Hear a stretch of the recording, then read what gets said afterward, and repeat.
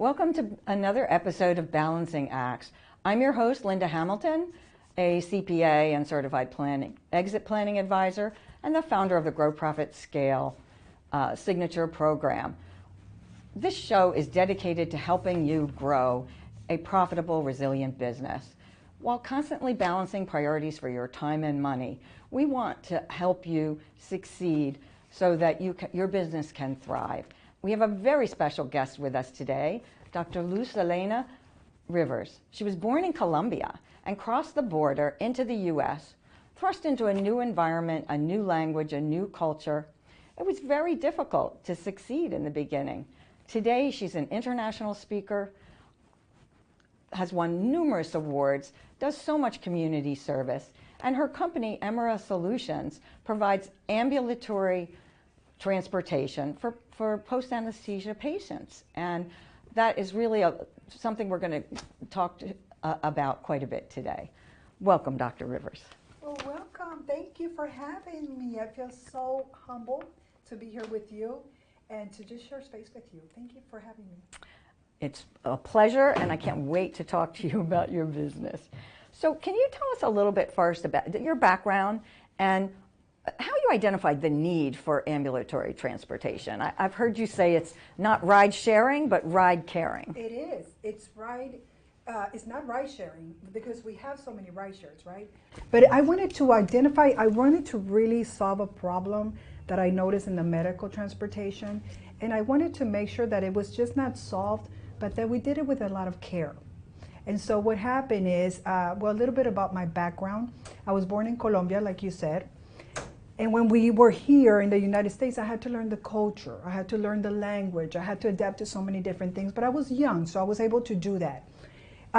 In my family, there's a lot of entrepreneurs. Like any Latino that comes to this country, they try to find a way to, provide for their families. Some start businesses, even from the flea market, right? So as I was growing, I knew that I had that entrepreneurship spirit, but I knew that I wanted to do it differently so that I could scale. I'm not sure how I thought that was going to happen, but I knew that I wanted to have something different and bigger.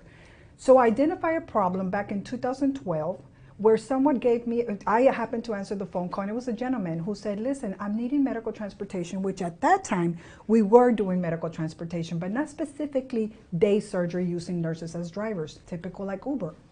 So when I listened to his problem, he goes, this is my situation. I don't need help. I don't need anything. I just have a procedure coming up tomorrow, and I just found out that I cannot take Uber or Lyft. So is this something you can help me? And somebody needs to sign me out. And I put him on pause, and I said to myself, I don't know how to help him. But then right away I said, yeah, let me see what I can do. So I called a nurse friend of mine, and I said, hey, Susan, are you available tomorrow? Are you free? She said, I am. And I said, could you get your car washed, clean, and pick up this patient for me? And she said, I'm not understanding what I'm doing, but I'll do it for you. So it turns out that I took his credit card and I charged him. I don't remember what I charged him, but it was a good number. I was like, I don't know how much to charge, but I know this is very unique, so I'm going to charge him a little bit more just because I want Susan to get paid. Mm-hmm. And I'm just going to see how I can help him. I was there to help him. Yes. That became a business. It was so successful that I looked at it and I said, there's an opportunity here, obviously, and this gentleman did not find the solution. We're the solution. So right away, as a entrepreneur woman, I started calling nurses and asking them, hey, would you be available to do a Uber style, pick up patients for day surgery? And then I did the market research. I went to many physicians and I said, well, what's your pain in your career? Well, I have cancellations. I just want to stay in the ER. I just want to do procedures all day. I don't want to hear that I don't have procedures that morning. And there's a problem, cancellation. Yeah. So long story short, here it is. This is Amera. We are headquarters here in Houston, Texas, and we're all over the United States with over 3,000 nurses to serve our American people that need the help. That is a really valuable service, having many times myself needed transportation and been unwilling to ask because I'm very independent and I'm very busy, and I just don't like asking for favors. Exactly. I know a lot of people just don't want to bother their loved ones, or they have careers like you, Linda. people that travel like you. And so when they have to go to the doctor and the doctor says, this is the procedure, we have to do it, you don't want to sit there and wonder who you're going to call or family members you're going to, you know, ask them for help. You don't want that. And you want to kind of move that quickly out of the to-do list because you got to get back to work. So we wanted to make sure that you had a phone or an app to download, call us or download us, get your, you know, transportation ready to go, take care of it, and then you're done. And so what more than the nurses come because we believe in the what we're doing here. We believe in the anxiety that, you know, it takes on your body and on your mind the day before. We don't want a civilian picking you up. We don't want an Uber, a Lyft, a taxi. We wanted to make sure that we understood your needs and how frustrating it is the night before to prep your body. And what better than to have a nurse sign you out and take you home? That's even better than a family member who knows nothing about it. Sometimes. So, interesting, you know, oftentimes you'll hear other gurus, coaches, podcasts talking to people who want to start a business, and it's, go with your passion. What's your passion? But you mentioned that, you know, you wanted to find out, is this a good idea? How did you kind of validate? You've grown Amera. Yeah. To you know, first you got it to $1 million, which so few businesses make it to. How did you validate the idea over time that said, I've got this to get to $1 million? I think this is what I think. I think a lot of entrepreneurs in heart, they want to solve a problem. However, they're not really doing the research in the market of what this is. They don't follow the trend of where it's growing. And I think that the idea comes to a lot of us at some point, and we look at it like, oh, that's a good idea. But if we did our research and our homework, we would avoid ourselves a lot of time and money by making sure that this is something that's scalable. Who is your competitor? What does the industry say? How big is this industry? And how fast is the industry growing? And I did that homework. I guess because I'm in school and I believe that combining both education and the spirit of entrepreneurship is where the magic is. Mm-hmm. And so I started doing a lot of research, and that's what I would tell someone who comes to me and says, well, I have an idea. Ideas are great. Execution is important, but research is even more important because you want to pre-plan, same as, you know, you're a CPA, pre-plan what you don't know so that you can have a better outcome, right? Exactly. So researching is key. Exactly. Thank you for that.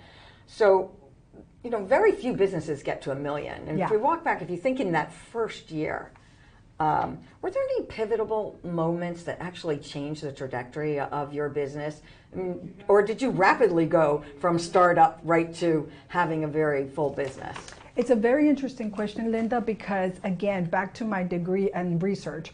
My dissertation as a doctoral, my dissertation that I chose was the entrepreneurship of Latino health market in the United States.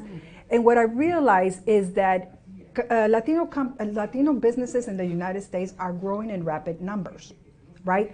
But here's the deal. They're not getting to $1 million, like you asked me. How do you get to $1 million? I get that question all the time. How do you get to $1 million? What did you do? Well, here's the deal. A lot of companies, there's about 47 between the years of 2002 and 2017, Latino companies grew by 47%. From their counterparts, they grew a lot. The other companies were growing at a 3% rate. Latinos were growing, but they're not passing the 1 million. And the reason is because there's not a lot of resources or education out there. They don't know how to network. You got to learn how to network. You got to know how to leverage networking. You have to know your financial numbers. You're actually you're an expert at that, right? So we need to find people like Linda who's going to say, okay, these are my numbers. What can you educate me in this financial, paperwork that I need to know? And a lot of entrepreneurs, we know profit and we know cost, right? But do we know EBITDA? Do we know EBITDA? Do we know net profit? Do we know, the cost of certain things, the net profit, all of that, those detailed numbers that we can look at in a healthy way and we can understand our numbers. You have to know your numbers. Right. So a lot of Latinos are missing that part, that educational financial literacy part. They're missing the part, they have the resilience, right? They have they don't know how to build relationships with bankers. That's another problem. Right. And we're going to talk more about that in the next segment. Before we end up, just, when you first started, besides research, you often need some support. You might not know how to do the research or what to research. There are organizations like NAWBO for women business owners. There are chambers of commerce, and our audience is both male and female business owners who want to be successful. What would you recommend early on for finding help and support? What would I recommend? There are free programs like the Goldman Sachs. There's free programs like the Stanford for Latinos that already reached 1 million and want to scale. There's the SBA that has a lot of workshops. But then inside of our organizations like Enterprising Women, like WPO, like Pinnacle, there's a lot of organizations that you have to identify what they offer. And some of them are free. You have to identify where those workshops are, those free workshops. And also your banker, having a relationship with your banker, they'll tell you where those workshops are. And sometimes they'll sponsor you for those workshops. That's great. And so we're going to take a commercial break. And when we come back, we're going to talk about some common challenges and mistakes that business owners make as they're growing.